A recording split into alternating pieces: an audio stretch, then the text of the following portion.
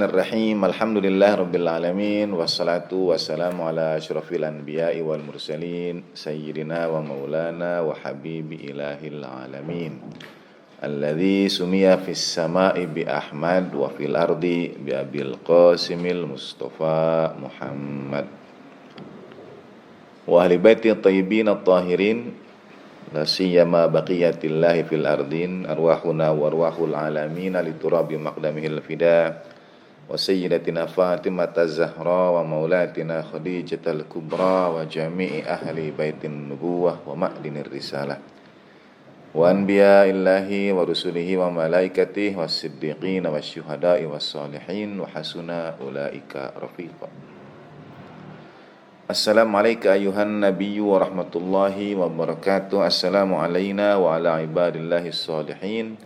Assalamualaikum warahmatullahi wabarakatuh.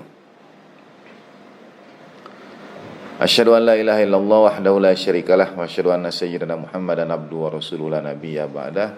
Allahumma salli ala sayyidina Muhammad wa ali sayyidina Muhammad wa ajil farajahu syarif. Warzuqna fid dunya ziyaratahum wa fil akhirati syafa'atahum. Alhamdulillahirrahmanirrahim. Salam salawat pada baginda Nabi sallallahu alaihi wasallam. Tafsir maknawi doa iftitah.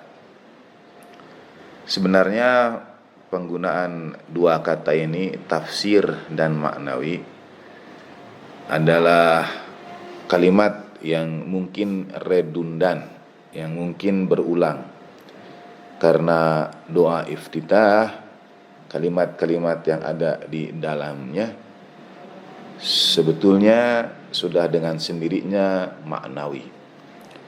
Ketika kita mengatakan maknawi, ada yang bersifat lahiriah dan ada yang bersifat batiniyah. Ketika nanti kita membaca penggalan demi penggalan doa iftitah, seluruhnya sesungguhnya maknawi. Jadi batasan antara yang lahiriah dan batiniyah itu dapat dikatakan melebur pada doa iftitah.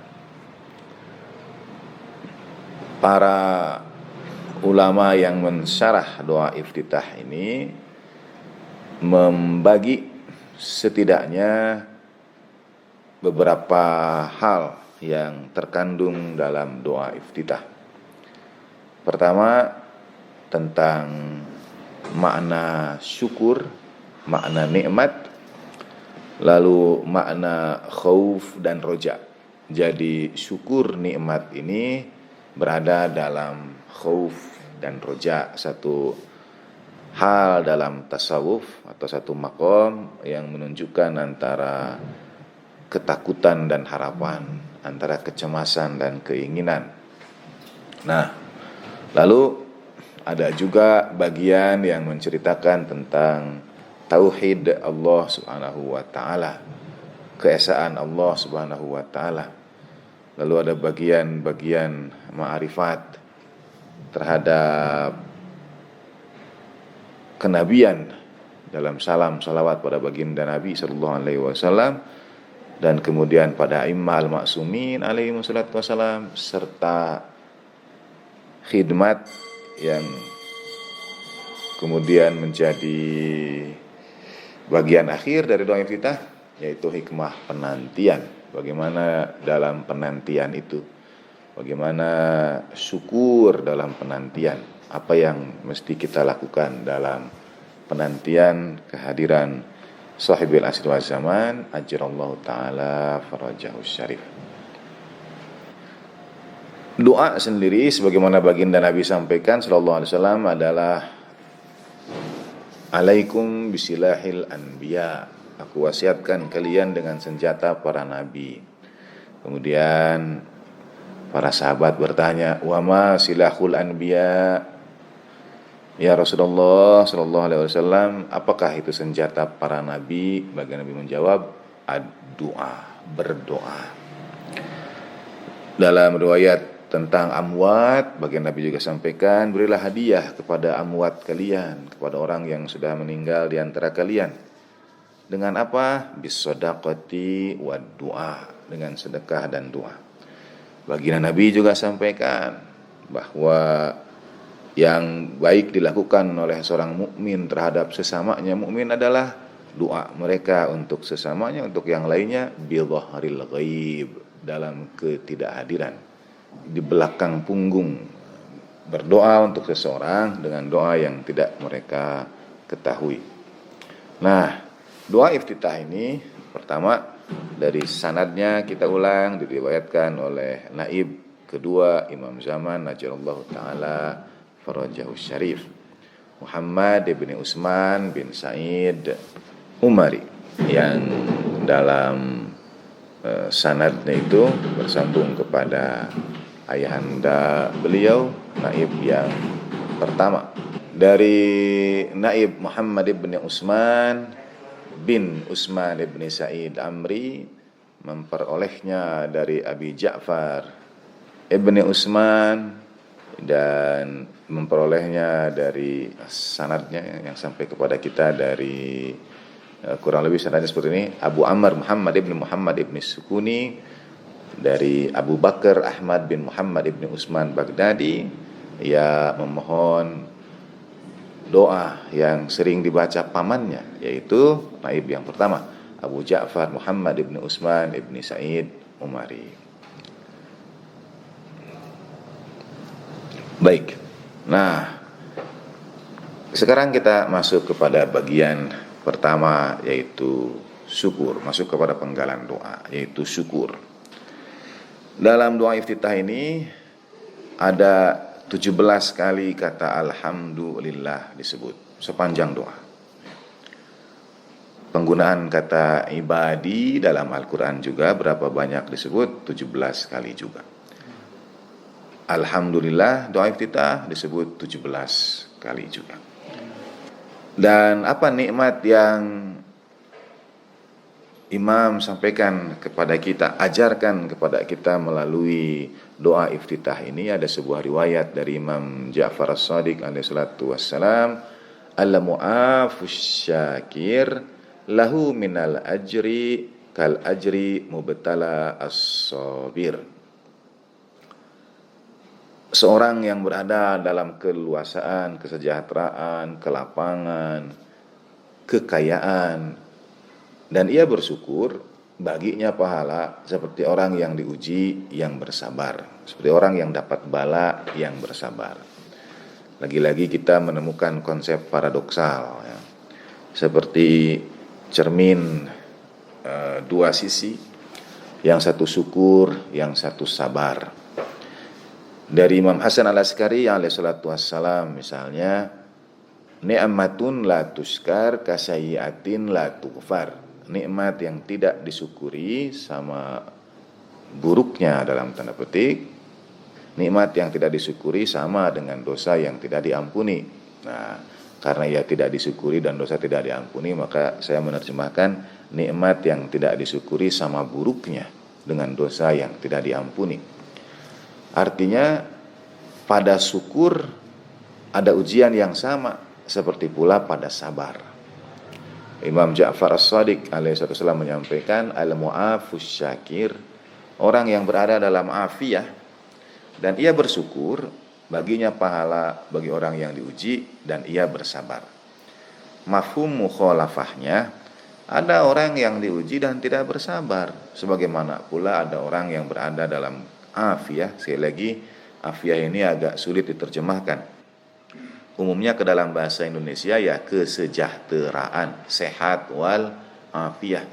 Dalam banyak doa dari para imam alaihi wasallam, kita itu dianjurkan untuk selalu memohon afiyah, karena afiyah itu meliputi juga sehat di dalamnya, meliputi kemudahan urusan kita, meliputi keberkahan rezeki kita.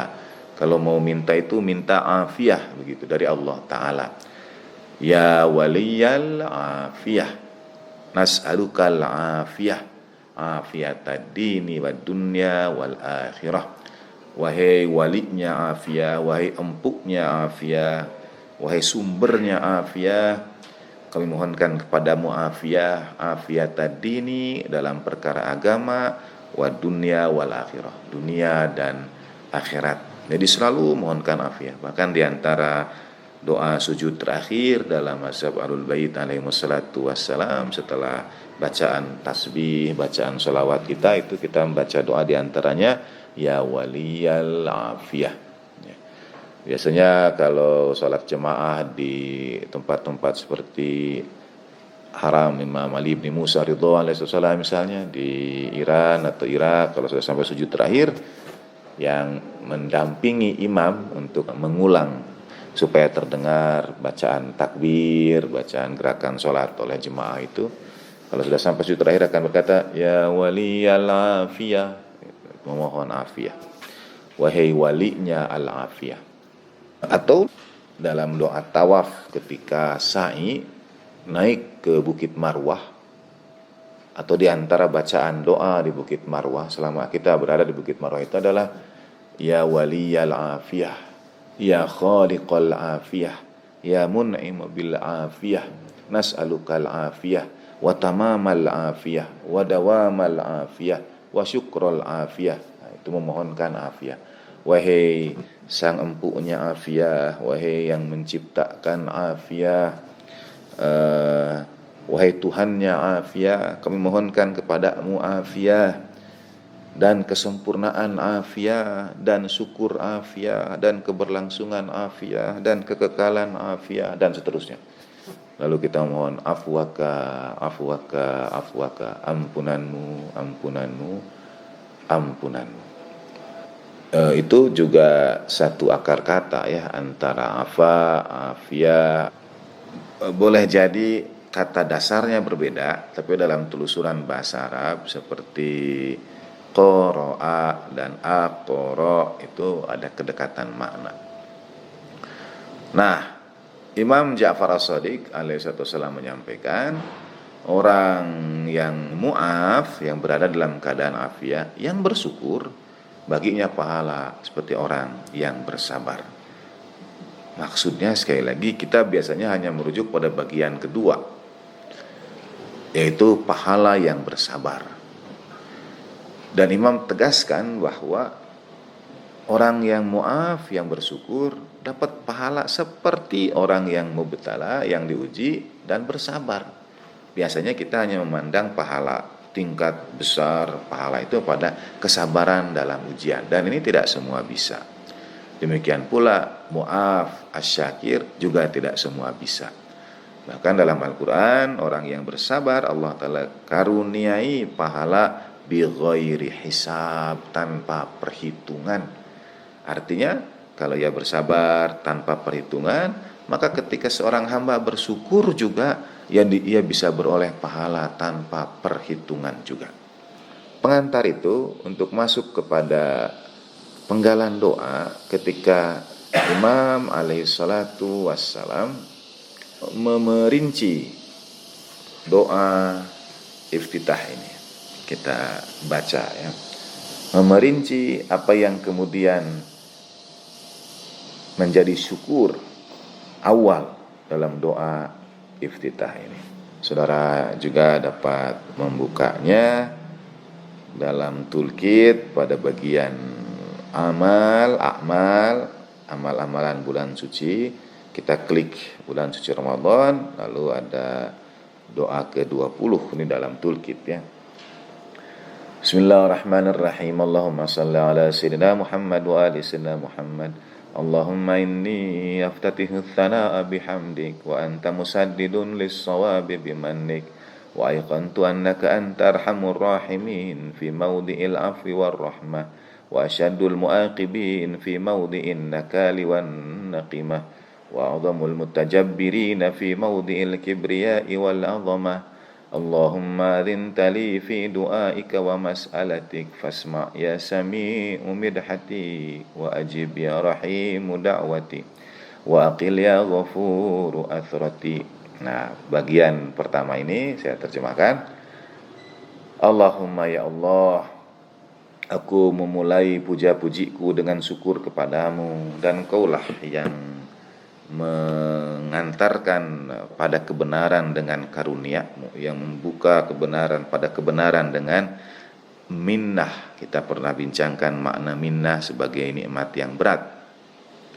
Dan aku yakin wa aiqantu annaka anta arhamur rahimin. Dalam riwayat juga dari Imam Ja'far As-Shadiq alaihi salatu wassalam, kalau dikaruniakan kepada seseorang itu 3 hal, ya beroleh kebaikan. Ada al-bir dan al-yaqin. Saya mesti merujuk pada yang ketiga. Tapi keyakinan ini bagian dari karunia Allah Subhanahu wa taala yang teramat besar. Wa aiqantu, aku yakin, annaka anta arhamur rahimin. Di dalam mazhab Ahlul Bait itu kadang disebut dalam makna yang gradasi, ya.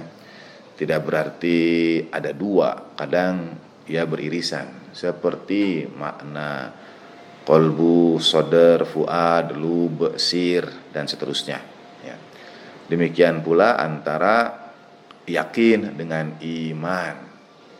Karena Al-Quran juga menyebut ada keyakinan, yaitu haqqul yakin, ainul yakin, dan ilmul yakin.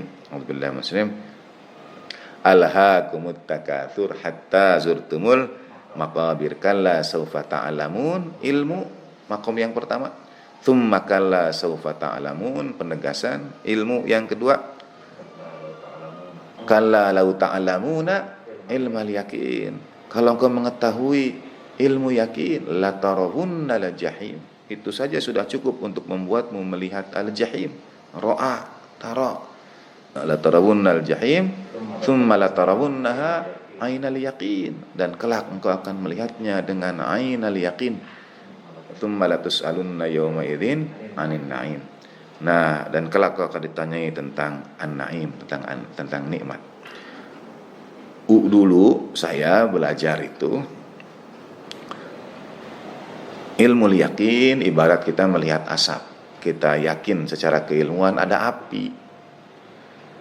Dan yang kedua, kita melihat dengan mata kita sendiri, betul ada api. Itu ainul yakin. Itu dulu saya memahami demikian, sampai sekarang juga. Tetapi sekarang ada pengayaan makna. Karena kalau sudah sampai pada ilmu yakin, sebetulnya sudah tidak perlu ain, itu memang berarti mata, ya. Tapi ain juga punya makna yang lain. Nah, karena itu dia menjadi kaya pembahasan tentang ainul yakin ini. Ilmu yakin, kita melihat asap, sudah yakin ada api, itu sudah cukup sebagai keyakinan bagi kita. Walaupun kadang dikategorikan sebagai tingkatan pertama, kedua, dan ketiga. Tetapi sesungguhnya ainul yakin, karena orang beroleh pada keyakinan akan ada asap, ada api, itu diawali juga dari penglihatan. Kalau ainnya diterjemahkan sebagai penglihatan. Yang kedua ini, dengan ilmu yakin saja sudah dapat la tarawunna al jahim, sudah dapat melihat al jahim itu. Dan kemudian kau akan melihatnya ainul yakin. Nah, ain yang dimaksud yang kedua itu bisa bukan hanya mata yang kemudian melihat, tapi ain juga berarti zat itu sendiri, ya. Ain itu bisa berarti nafsih, sesuatu itu sendiri. Jadi ainul yakin adalah keyakinan itu sendiri, sehingga ia berada pada tingkatan yang lebih tinggi dari apa yang sudah ilmu yakin itu. Bukan mata sebagai tingkatan awal, melainkan engkau akan sampai pada keyakinan itu sendiri. Ain juga berarti sumber atau mata air. Ainan fiha tusamma salsabila, ada mata air di surga yang namanya salsabila. Jadi kelak engkau akan sampai pada mata air keyakinan, pada sumber keyakinan. Itu pada yakin itu sendiri. Ainul yakin itu yakin bi'aini, keyakinan itu sendiri. Nah, dan orang sering mengibaratkan haqqul yakin itu sebagai masuk ke dalam api itu sendiri. Kalau tingkatan tadi ilmu yakin, lihat asap, yakin ada api. Ainul yakin, melihat api dengan mata sendiri. Kalau haqqul yakin, masuk ke dalam api itu sendiri. Nah, sebetulnya yang masuk ke dalam api itu sendiri itu adalah ainul yakin, dan haqqul yakin adalah, kalau analoginya kita gunakan api, menjadi api itu sendiri. Itu kata ain adalah bisa berarti satu sumber atau mata air, yang kedua bizatih, ya, kembali kepada seperti yakin, itu berarti keyakinan itu sendiri. Dan dalam doa ziarah, kalau kita sampaikan kepada al-ma'sumin alaihi wassalatu wassalam, bahwa kita bersaksi asyhadu annaka aqamtas shalah wa ataitaz zakah wa amarta bil ma'ruf wa nahaita 'anil munkar wa jahadta fillahi haqqa jihadi hatta atakal yaqin, sampai datang kepadamu al-yaqin. Itu sudah tingkatan berikutnya, karena tidak ada ilm, tidak ada ain, tidak ada haq, melainkan al-yaqin itu sendiri. Dia ada bahasan tentang yakin dan iman. Nah, dalam doa ini wa ayqantu, dan aku yakin, annaka anta arhamur rahimin, meliputi seluruh perjalanan tahapan keyakinan itu. Bagi saya yang awam, ini yakin yang pertama, ya, tingkat yang paling rendah bagi saya. Ibarat kata Al-Irham yang sering mengajarkan kepada kita, Islamnya orang Arab Badawi yang belum masuk iman, dan Islamnya Nabiullah Ibrahim alaihissalam yang aslamtu lirabbil alamin, pasrah sepenuhnya kepada Allah Ta'ala, Tuhan semesta. Tidak dapat disamakan antara Islamnya Arab Badawi dengan Islamnya Nabi Ibrahim alaihissalam. Yakin pun demikian, dia berawal dari yakin, katakanlah ini penyederhanaan, yakin, kemudian ilmu yakin, lalu ainul yakin, lalu haqqul yakin, dan yang terakhir al-yaqin dengan menggunakan alif lam. Jadi keyakinan itu sendiri, al-yaqin, ya. Nah, ayqantu itu pun bertahap. Maknanya di sini wa ayqantu annaka anta arhamur rahimin, aku yakin engkau itu ya Allah yang Maha Pengasih dari segala yang mengasihi. Tahapan kita meyakini ke Maha Pengasihan Allah Ta'ala itu dari yakin yang sudah tanpa keraguan, tanpa syak wasangka, tanpa pertanyaan. Di situ saja syukur kita itu ats-tsanaa bihamdi, memuji Allah Ta'ala dengan sepenuh keyakinan bahwa semua yang datang dari Allah Ta'ala adalah kasih sayang, segalanya. Orang yang sampai pada tahap ini, tafsir maknawinya, tidak akan mengeluh sedikit pun, tidak akan mengaduh sesaat pun, tidak akan merasa kecewa, ditinggalkan, karena ia akan melihat dengan keyakinan bahwa semuanya adalah kasih sayang Allah Subhanahu wa Ta'ala. Jadi untuk mengukur apakah kita sudah sampai pada tahap yakin yang umum ini, yakin yang pertama dari 5 tahapan yakin itu, kita ukur diri kita dalam kehidupan keseharian kita.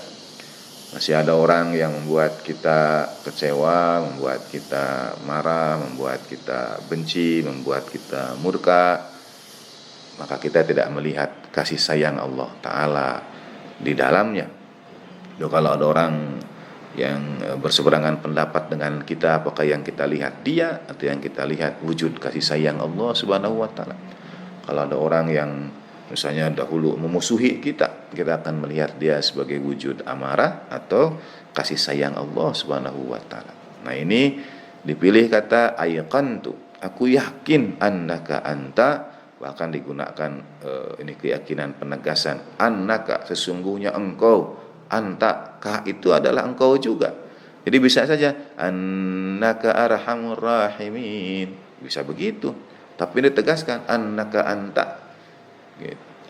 Seperti innahu huwa gitu, sesungguhnya dia, hu itu sendiri sudah huwa, tapi diulangi annaka anta, sesungguhnya. Lalu terjemahkan ya terpaksa hanya sekali anta, sekali engkaunya. Jadi sesungguhnya engkau adalah yang Maha Pengasih dari segala pengasih. Seharusnya kalau setia, sesungguhnya engkaulah gitu. Sesungguhnya engkaulah Sang Maha Pengasih dari segala yang mengasihi. Jadi betul-betul menunjukkan derajat keyakinan itu. Dengan annaka anta yang menegaskan aiqantu, aku sepenuh yakin. Dan keyakinan ini, engkau ini Maha Pengasih dari segala yang mengasihi, fi maudhi'il afwi war rahmah, dalam banyak keadaan ampunan dan kasih sayang. Lihat bagaimana kata afu didahulukan dari rahmah. Padahal dalam tanda petik biasanya rahmah didahulukan, sebagaimana kaidah sabaqat rahmati ghadabi, rahmatku mendahului murkaku.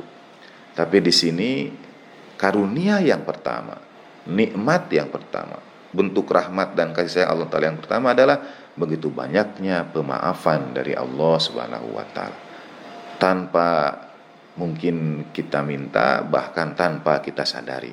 Fi maudhi'il afwi, Allah Ta'ala itu telah banyak menghapuskan, afu juga bisa telah banyak mengampuni semua yang kita lakukan ini, terutama kurangnya syukur kita kepada Allah Subhanahu wa Ta'ala. Tak terhingga, nikmatun la tuhsa, nikmat itu tidak dapat dihitung. Jadi syukur kita itu teramat banyak kurangnya, tak terhingga. Padahal nikmat yang tidak disyukuri sama buruknya dengan dosa yang tidak diampuni. Jadi setiap saat kita tidak bersyukur, sebetulnya kita itu menambah dosa. Setiap saat, bukan hanya setiap hari. Setiap detik kita itu menambah dosa karena tidak mensyukuri nikmat. Allah yarham misalnya memerinci nikmat jantung kita yang berdetak, nikmat kedip mata kita yang bergerak, nikmat nafas kita yang kita lakukan, menarik dan menghembuskannya tanpa kita sadari. Semua itu ada hak syukur kehadirat Allah Subhanahu wa Ta'ala. Nah, Allah Ta'ala luas ampunannya, fi maudhi'il afwi war rahmah. Afu didahulukan dari rahmah. Seakan-akan biasanya kita ini, dan ini yang akan menjadi bagian besar dari nikmat Allah Ta'ala yang disyukuri pada penggalan pertama doa iftitah ini, biasanya kita melihat rahmah itu hanya pada sesuatu yang membahagiakan kita, yang menyenangkan kita, yang ya nikmat lah, yang membuat kita senang, sukacita, enak, nyaman, tenang, tentram, tertib dan seterusnya. Itu kita anggap rahmah. Ya. Kalau kita dapat sesuatu yang tidak kita inginkan, apa yang kita harapkan tidak terwujud, tidak dengan segera kita sampai pada langsung ini rahmah Allah Subhanahu wa Ta'ala. Misalnya pada saat ujian ada yang diterima dan ada yang tidak. Sebetulnya keduanya itu bentuk dari rahmah Allah Subhanahu wa Ta'ala. Yang pertama diterima, alhamdulillah sesuai keinginannya, ya kan, memandangnya sebagai rahmah. Yang belum diterima mungkin ini belum perwujudan, belum dapat. Bagaimana harus bersyukur dalam keadaan seperti ini? Sebetulnya ia beroleh nikmat ketidakberhasilan, ya. Nikmat belajar, nikmat untuk mengubah diri, nikmat untuk bekerja lebih giat lagi, ya, dan seterusnya. Banyak sekali kalimat dari tokoh-tokoh, ya, kalimat-kalimat motivasional yang kurang lebih maknanya itu, in failure we learn a lot, in success not so much. Bahwa dalam kegagalan itu kita banyak belajar, sedangkan dalam keberhasilan tidak sebanyak belajar dari kegagalan, gitu. Dalam kesulitan hidup itu kita banyak menemukan hikmah, tidak sebanyak dalam kelapangan hidup. Nah, Anta arhamur rahimin, Allah Ta'ala maha kasih, maha sayang ini, fi maudhi'il afwi war rahmah. Jadi memang afu didahulukan karena kita kebanyakan lebih teringat rahmah Allah Ta'ala ini dalam situasi yang menyenangkan, membahagiakan, kita inginkan. Karena itu ampunanmu ya Allah, ampunanmu fi maudhi'il afwi wa asyaddul muaqibin. Tapi pada saat yang sama, anta arhamur rahimin ya Allah, engkau itu yang maha pengasih dari segala yang mengasihi, juga pada saat asyaddul muaqibin, pada saat engkau memberikan iqab, engkau memberikan balasan. Kalau pahala kita sebut ganjaran, kalau siksa kita sebut balasan. Karena kedua-duanya sebetulnya sama, mengganjar itu yang membalas itu yang mengganjar. Tapi yang ada balas dendam, bukan ganjar dendam, gitu ya. Padahal keduanya itu adalah perilaku yang sama. Cuma dalam bahasa Arab yang satu disebut thawab, yang kedua disebut iqab, ya. Jadi ada pahala dan ada siksa. Nah, untuk bahasan sekarang kita sebut saja untuk pahala itu ganjaran, untuk siksa itu balasan. Wa syaddul muaqibin, engkau arhamur rahimin, dia masih ataf karena ada waw di situ, waw ataf. Jadi ia menghubungkan kepada arhamur rahiminnya Allah Ta'ala. Sesungguhnya engkaulah ya Allah arhamur rahimin, pada asyaddul muaqibin, pada saat engkau itu asyad, yang paling syadid, yang paling keras memberikan balasan.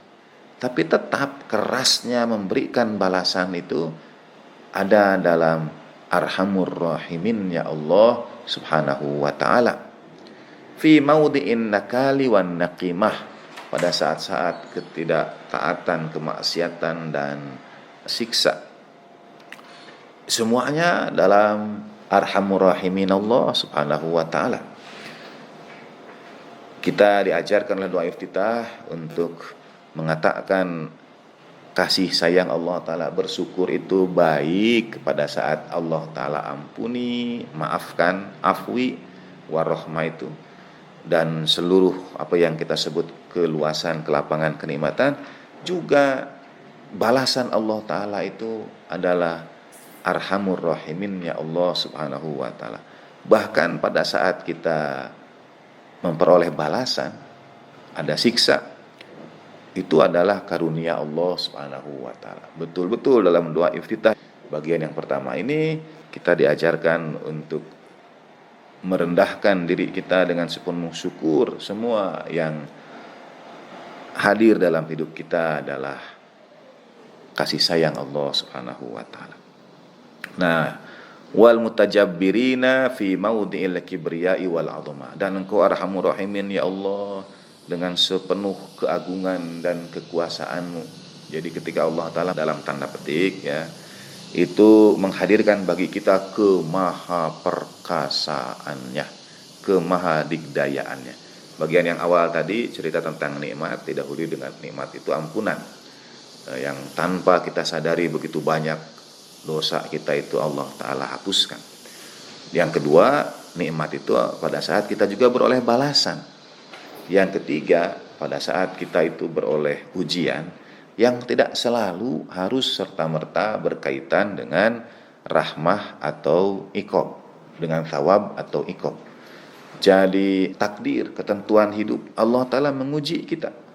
Boleh jadi tidak selalu berkaitan dengan perbuatan yang kita lakukan, dengan amal baik yang kita lakukan, atau dengan dosa dan lain sebagainya, semata-mata menunjukkan kemahakuasaan Allah subhanahu wa ta'ala. Kalau saudara agak bingung bagaimana mungkin tidak terkait dengan pahala dan dosa perbuatan kita, akan selalu terkait. Betul, ada saat seperti musibah besar, bencana alam ya, atau orang sering mengatakan jangan gunakan kata bencana karena itu sebetulnya alamiah. Alam itu bergerak, lempengan bumi bergerak. Kita menyebutnya bencana karena kita kehilangan orang-orang yang kita cintai. Apakah kita akan mengatakan semua yang tertimpa, doa kita bagi para yang berpulang ke rahmatullah pada peristiwa seperti tsunami begitu? Apakah pada tsunami itu kita akan bagi dua nih orang, satu jadi korban ini karena ia berbuat dosa, satu lagi jadi korban karena ia ahli amal soleh dan sebagainya, maka ia syahid, dapat pahala dan seterusnya. Yang mana? Bukan hak kita untuk menentukan. Tidak selalu apa yang terjadi itu karena perbuatan kita secara khusus, tetapi karena Allah Ta'ala menunjukkan wal mutajabbirina fi maudhi'il kibriyai wal 'azamah, menunjukkan kemahakuasaannya, kemahabesarannya, kemahaperkasaannya. Yang paling aman bagi kita, jangan hubung-hubungkan baik dengan thawab maupun iqab. Setiap musibah yang terjadi bukan perkara kita, karena kita tidak pernah tahu saat akhir ya, dalam keadaan bagaimana. Tidak bisa menghakimi perilaku orang lain. Pada saat-saat seperti itu, yang kita tanamkan dalam diri kita adalah kemahakuasaan Allah subhanahu wa ta'ala. La haula wa la quwwata illa billahil aliyil azim. Dan kita bisa melihat dalam konteks diri kita juga. Tidak selalu yang terjadi pada kita itu karena kebaikan kita atau karena kesalahan kita. Boleh jadi karena sedang berlaku ketentuan Allah Ta'ala atas kita. Nah itulah maudhi'il kibriyai wal 'azamah. Kelak nanti insyaallah pada hari raya, kalau dalam mazhab Ahlul Bait alaihi wassalatu wassalam ada doa kunut yang dibaca, Allahumma ya ahlal kibriyai wal 'azamah. Allahumma ya Allah, wahai sang empuknya kebesaran dan kekuasaan. Kibriya, 'azamah. Itu bentuk yang lebih intens dari kata benda untuk kabir ya, kibriya begitu. Nah, setelah membagi tiga hal itu, bahwa engkau dengan penekanan aiqantu, tahapan keyakinan tadi, annaka anta diulang, sesungguhnya engkaulah, untuk menegaskan keyakinan itu, arhamur rahimin, yang maha pengasih dari segala yang mengasihi. Doa iftitah bagian awal mengajarkan kepada kita supaya kita sampai pada keyakinan kemaha pengasihan Allah Subhanahu wa taala. Dan itu, maaf kalau mengulang, ditandai dengan tidak adanya keluhan, tidak adanya kekecewaan, tidak adanya keraguan, pertanyaan, sakwa sangka, sepenuh ikhlas, sepenuh ridho dalam menjalani kehidupan. Itu yakin tahapan yang pertama. Sebelum dia sampai kepada ilmu yakin, lalu ainul yakin, hakul yakin, dan al yakin itu sendiri. Hatta atakal yakin dalam doa ziarah. Nah, dalam perwujudannya, keyakinan akan kemakasihan Allah Subhanahu wa taala ini dirinci dalam tiga tahap. Satu, fi maudhi'il afwi war rahmah, ketika Allah taala memberikan begitu banyak ampunan tanpa kita sadari karena kurangnya syukur kita itu. Dan rahmah yang sering kita nisbatkan pada kelapangan, keluasaan rezeki dan sebagainya. Lalu Allah juga arhamur rahimin pada asyaddul muaqibina fi maudhi'in nakali wan naqimah, pada saat kita memperoleh balasan karena perbuatan-perbuatan buruk kita, karena kita beroleh iqab, beroleh siksa. Allah Ta'ala juga arhamur rahimin wa a'zamul mutajabbirina fi maudhi'il kibriyai wal 'azamah, ketika Allah Ta'ala menunjukkan kepada kita kemahadigdayaannya. Semua itu dalam bingkai arhamur rahimin Allah Subhanahu wa taala. Setelah itu baru kita memohon dalam doa iftitah ini. Memohon pun itu dengan menyampaikan kepada Allah Ta'ala, Allahumma lintali fi du'aik, ya Allah engkau izinkan aku dengan seluruh perwujudan kasih sayang Allah Ta'ala itu, kemudian ditambahkan, dikhususkan rahmat arhamur rahimin khusus, yaitu Allah Ta'ala izinkan kita untuk berdoa. Allahumma lintali fi du'aika wa mas'alatik. Dalam syarah dari Alamah Tehrani menarik mengapa di situ engkau izinkan aku ya Allah dalam berdoa kepadamu, dan mas'alatik dipisahkan antara doa dan masalah. Masalah itu meminta. Sa'ala artinya kan meminta. Selain juga bertanya, sa'ala bisa berarti meminta, sa'ala bisa berarti juga masalah seperti yang kita pahami dalam bahasa Indonesia problem. Nah, Allahumma adzin tali itu mengetuk bahwa ya Allah, apa yang akan aku lakukan ini semua berdoa kepadamu itu betul, bahwa ini memang keinginan kita. Kita punya harapan, punya masalah, tapi kita sampaikan kepada Allah Ta'ala, adzin tali, engkau izinkan kami ya Allah. Jadi semuanya dikembalikan kepada kehendak Allah Subhanahu wa taala. Aku berdoa ini karena engkau izinkan aku. Dan ini bagian dari yang dikhususkan dari rahmat Allah Ta'ala itu. Dalam maudhi'il afwi war rahmah, dalam maudhi'in nakali wan niqmah, dalam maudhi'il kibriyai wal 'azamah, dalam ketiga keadaan ini, Allahumma adzin tali fi du'aik, engkau izinkan aku untuk berdoa kepadamu dalam setiap keadaan ini. Wa mas'alatik, dan meminta kepadamu, menyampaikan masalahku kepadamu, mencari pertolongan padamu. Ada doa dan ada masalah. Karena pada tingkatannya kemudian doa itu memang banyak tahap. Ada dalam munajat Sya'baniyah misalnya, ada nida, ada doa, ada munajat ya. Kalau nida itu teriakan tanpa sempat kita merangkai kata. Orang terperosok ke dalam lubang lalu ia berkata ya Allah, kalau ia sering zikir ya Allah. Kalau ia sekedar berkata saja, ia jatuh kepada lubang. Dan sebetulnya itu adalah kalimat ya Allah tolonglah aku, ya Allah selamatkanlah aku. Tapi pada saat terperosok tidak sempat dia merangkai kata ya. Pada saat tersandung, terpeleset dan lain sebagainya, tidak sempat dia merangkai kata. Konon katanya kalimat yang pertama itu yang disebut dengan faza', keterkejutan, itu bergantung pada kalimat yang sering kita dawamkan dalam hati kita. Kematian adalah al-faza'ul akbar, keterkejutan yang besar. Kalau kita biasa istighfar, begitu diuji sedikit jatuh, astagfirullah. Kita biasa Allahu Akbar, ya Allahu Akbar. Pada keterkejutan itu muncul zikir dan wiridan itu.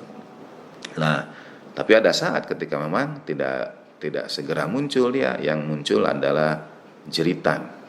Nah, itu nida. Dengan maknanya ya Allah tolonglah aku, lindungi aku dan seterusnya. Lalu doa adalah penyampaian yang dengan kalimat-kalimat yang kita mohonkan dengan 3 bentuknya. Ada fi'il amr ya Allah sehatkan tubuhku, ya Allah masukkan rasa bahagia pada ahli kubur. Nah itu doa. Doa juga masuk di dalamnya zikir asma, ya misalnya asmaul husna Allah subhanahu wa ta'ala, doa jausan al-kabir, ya anisa man la anisalah, ya jalisa man la jalisalah. Itu berzikir, wahai sahabat orang yang tidak punya sahabat, wahai penenang orang yang tidak punya penentram, dan seterusnya. Itu juga masuk dalam doa. Dan kemudian ada munajat, juga masuk dalam bingkai umum doa ini ya. Jadi dalam doa secara umum ada nida, ada doa itu sendiri, dan ada munajat. Munajat adalah rangkaian kalimat yang disusun dengan indah, ibarat orang berbincang dengan kekasih. Bahkan juga berarti berbisik ya, supaya orang lain itu tidak tahu, tidak mendengar asal-usul munajat sebagai bisikan itu. Karena kadang-kadang ada kalimat yang kita sampaikan kepada orang yang kita cintai, yang kita mungkin malu kalau didengar oleh orang lain. Nah, karena itu dia disebut munajat. Dalam irfan, malu bermunajat pada Allah Ta'ala. Ada banyak hal, karena keindahan karunia Allah Ta'ala, karena ketakjuban di hadapan yang dicintai dan lain sebagainya, karena khawatir disalahpahami oleh orang lain dan seterusnya. Karena itu dia disebut whispers, munajat.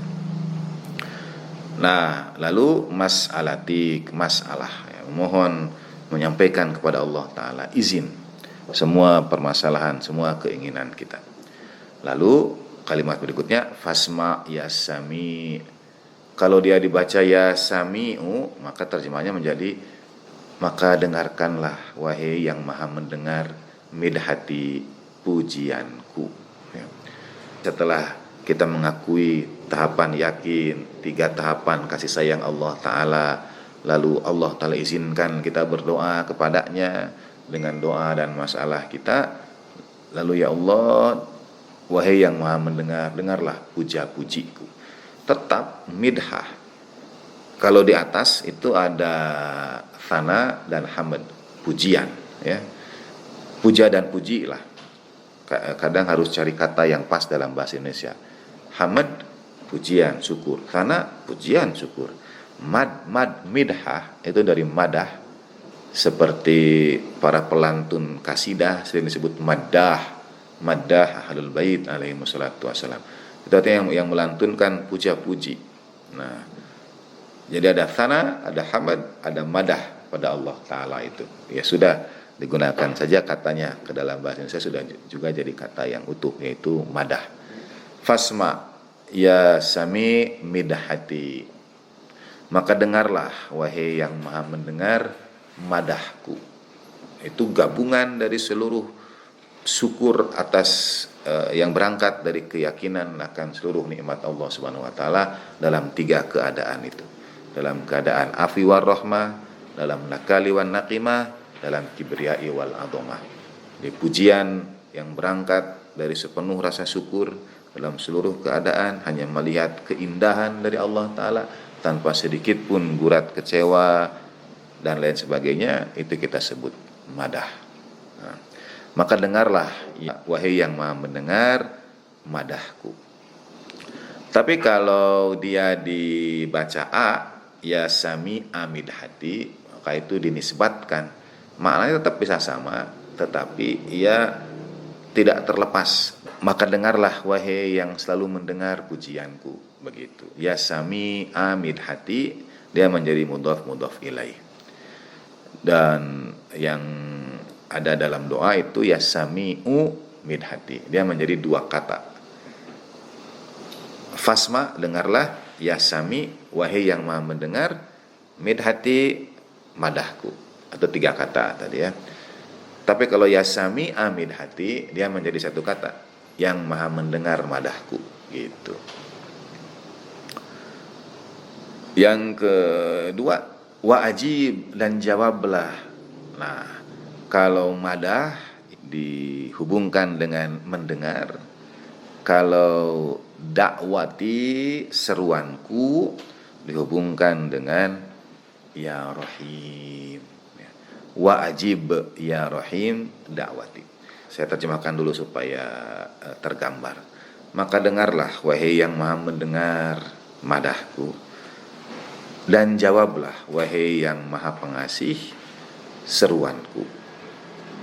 Baru pada kali ini doa ini karena menyeru Allah Ta'ala dengan ya rahim. Orang membedakan antara Rahman dan Rahim, ada rahmat umum dan rahmat khusus. Maka jawablah wahai Rahim, wahai yang maha pengasih seruanku. Wa aqil ya ghafur asrati, dan kurangilah, persedikitlah wahai yang maha pengampun bebanku. 3 kalimat itu pun disyarah dengan sangat indah dalam kajian-kajian doa iftitah. Izin saya untuk masuk kepada penggalan doa yang Imam kemudian mengajarkan kepada kita betapa banyak nikmat yang tidak kita syukuri, betapa banyak kasih sayang Allah Ta'ala, betapa banyak sesungguhnya dalam 3 permohonan tadi. Dengarlah madahku, jawablah seruanku, dan kurangilah bebanku. Tapi kemudian Imam mengajarkan kepada kita betapa sesungguhnya saat kita meminta itu Allah Ta'ala dalam tanda petik, maksudnya Allah Ta'ala dari apapun pensifatan, sesungguhnya sudah dan selalu melakukannya untuk kita semua. Walaupun kita minta ya Allah misalnya hapuskanlah dosa-dosaku, sesungguhnya Allah Ta'ala itu telah melakukannya.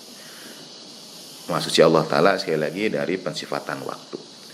Nah, dalam penjabaran tentang nikmat itu kemudian Imam mengajarkan kepada kita, fakam ya ilahi min kurbatin qad farrajtaha, untuk mengajarkan kepada kita begitu banyak nikmat yang sesungguhnya tidak kita ketahui Allah Ta'ala telah karuniakan pada kita.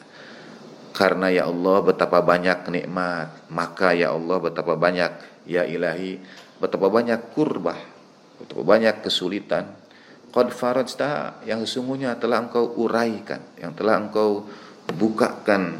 Farajta, doa faraj itu ibarat, saya menerjemahkannya menguraikan, jadi ibarat tali yang terkunci kemudian tali itu dilepas, tali itu dibuka. Nah itu qad farajta, betapa banyak duka cita, kurbah dari kata karbun, betapa banyak kurbah qad farajta yang sesungguhnya sudah engkau uraikan, yang sudah engkau lepaskan. Wa humumin qad kasyafta, kegelisahan yang sudah engkau tepiskan. wa athratin qad aqaltaha, dan juga beban-beban itu yang sebetulnya sudah engkau kurangi atas kami, wa rahmatin qad nasartaha, dan rahmat yang engkau sebarluaskan, wa halaqati balain qad fakaktaha, dan rantai atau belenggu. Halqah itu ibarat budak yang lehernya dicengkram oleh rantai belenggu ya, atau tangan atau kaki ya, di lempengan besi yang mengikat leher seseorang, tangan seseorang, kaki seseorang, itu disebut dengan halqah. Wa halqati balain, dan betapa banyak belenggu bala qad fakaktaha, yang sudah engkau bebaskan. Nah, Imam mengajarkan kepada kita teramat banyak nikmat dan karunia Allah Ta'ala. Karena bagian pertama ini puja-puji, madah, syukur atas nikmat, mengakui, yakin, rahmat, kasih sayang Allah Ta'ala dalam banyak keadaan. Kemudian Imam memerinci nikmat-nikmat yang kita luput. Jadi Imam mengajarkan kepada kita untuk berterima kasih, bersyukur pada Allah Ta'ala untuk nikmat yang kita luput syukuri. Misalnya dalam kisah Allah Yarham, ada orang yang mungkin di jalan itu ada pecahan kaca, lalu ia membersihkannya. Kita tidak tahu, kita lewat tidak tahu bahwa di situ awalnya ada pecahan kaca, pecahan botol mungkin yang dapat mencelakakan kita. Itu tidak kita syukuri. Setiap langkah kaki kita itu sebetulnya kita diselamatkan dari banyak kecelakaan misalnya, tidak kita syukuri karena ketidaktahuan kita. Saudara mungkin bisa menjawab dengan dalil fikih, ya kan, hukum tidak mengikat kepada orang yang tidak mengetahui itu untuk perkara syariat ya. Untuk perkara nikmat, apakah kita hanya harus bersyukur pada nikmat yang kita ketahui? Sebagai anak pada orang tua kita tahu, kita tidak tahu pasti kebaikan-kebaikan yang orang tua lakukan untuk kita. Sebagian kita tahu, lebih banyak lagi yang kita tidak tahu dan kita merasakannya. Kemudian kita akan berterima kasih pada kedua orang tua kita untuk semua kesulitan mereka demi memberikan kepada kita kemudahan, untuk semua kesempitan mereka untuk memberikan kepada kita kelapangan ya. Demikian pula kepada Allah Ta'ala, kam min kurbatin qad farrajta, betapa banyak musibah itu yang engkau uraikan, engkau lepaskan atas kami. Kadang orang itu berada dalam situasi yang sulit, katakanlah ya berada di ujung jalan buntu atau berada di kedalaman air mencari udara segar. Begitu keluar dapat Allahumma ajil walikal faraj, jadi dapat jalan keluar itu, kadang terbawa dalam suasana berada di jalan keluar itu, jadi luput dalam bersyukur kepada Allah Subhanahu wa Ta'ala. Begitu punya kesulitan ekonomi misalnya, lalu ada orang bantu, kita akan larut dalam keadaan euforia dibantu itu dan lupa bersyukur kepada Allah Ta'ala detik itu misalnya. Jadi kam min kurbatin qad farajtaha wa humumin qad kashaftaha, kegelisahan, banyak hal yang kita pikirkan yang membuat kita gelisah, banyak hal juga yang sebetulnya kalau tidak karena karunia Allah Ta'ala bertambah-tambah pikiran itu, bertambah-tambah kegelisahan itu. Ada orang yang bantu kita atau dicarikan jalan keluar, tidak sempat sampai permasalahan itu pada kita. Kalau sampai dia nambah pikiran kita, nambah humum, nambah kegelisahan kita dan lain sebagainya. Sebetulnya begitu banyak, dan begitu banyak orang-orang yang menjadi wasilah humumin qad kashaftaha. Misalnya ini ada permasalahan, kalau ia sampai pada saya pikirkan, saya gelisah. Tapi ada banyak orang yang ini sebaiknya tidak disampaikan, ia berusaha menyelesaikannya. Kita tidak mensyukuri nikmat itu. Saya ingin mengambil contoh misalnya, tapi contoh saya kurang pas, atau beginilah contohnya tanpa menyebut nama. Ada dua orang, suami istri misalnya ya, contoh yang bisa berlaku bagi siapa saja. Kalau saya sebagai suami menyampaikan pada istri permasalahan tertentu, nanti dia akan kepikiran dan akan membuat begini dan begitu, maka saya sebagai suami memilih tidak menyampaikannya. Demikian pula sebaliknya, istri melihat suaminya sudah banyak pekerjaan, banyak pikiran. Kalau ini saya sampaikan juga, kata istri, nanti nambah-nambah lagi beban pikirannya. Lebih baik saya selesaikan sendiri. Dan kemudian masalah itu selesai. Nah, itu bagian dari humumin qad kasyafta. Kegelisahan yang kau tepiskan. Tapi kita tidak bersyukur untuk itu. Kita juga tidak terima kasih kepada istri, atau istri tidak terima kasih kepada suami karena hal-hal seperti itu. Yang sekiranya kalau disampaikan, dia akan menambah beban pikiran kita dan mungkin mengubah keseharian kita dan lain sebagainya. Teramat banyak dalam penggalan pertama doa iftitah ini, karunia Allah Ta'ala yang membuat kita akhirnya tersungkur dalam syukur yang berbalut, berselimutkan permohonan ampunan Allah Subhanahu wa Ta'ala. Saya kira demikian untuk kajian doa iftitah kali ini. InsyaAllah kita sambung pada waktu yang akan datang. Izin kembali mengulang doa iftitahnya sampai pada bagian yang sudah kita maknai bersama. Bismillahirrahmanirrahim. Allahumma salli ala sayyidina Muhammad wa ali sayyidina Muhammad. Allahumma inni aftatihu thana'a bihamdik wa anta musaddidun lis-shawabi bimannik. Wa yaqantu annaka anta arhamur rahimin fi mawdi'il afwi war rahmah wa ashaddul muaqibin fi mawdi'in nakali wan naqimah wa a'zamul mutajabbirin fi mawdi'il kibriya'i wal 'azamah. Allahumma adhinta li fi du'aika wa mas'alatik fasma' ya sami'u midhati wa ajib ya rahimu da'wati wa aqil ya ghafuru asrati fakam ya ilahi min kurbatin qad farajtaha wa humumin qad kashaftaha wa asratin qad aqaltaha wa rahmatin qad nasartaha wa halaqati bala'in qad fakakataha.